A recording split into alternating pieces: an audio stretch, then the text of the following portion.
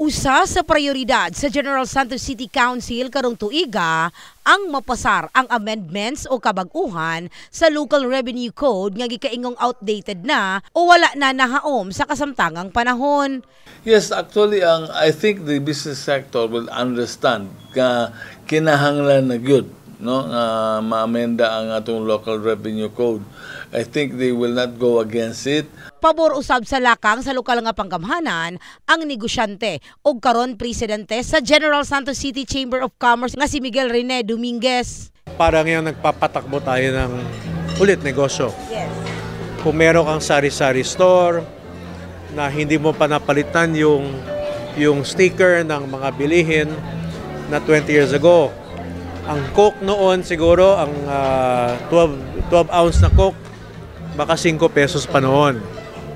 Pag hindi mo napalitan yan, ibig sabihin, nalipasan ka na ng panahon. Outdated na. Baka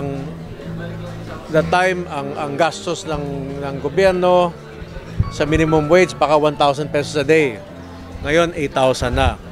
So I think it's also about time that we amend our codes. Even our constitution needs to be amended. Sa bahin ni Ermel Dueñas, vendor sa palengke sa syudad, pabor siya sa lakang sa LGU apan angayang mahimo kining reasonable alang kanila. Okay lang man kung na sila saktong rason nga magpasaka diri. Diri sir, pila yung ginabayad mo sir? Mga 275 or 285 by kwan. Pila ni Castol?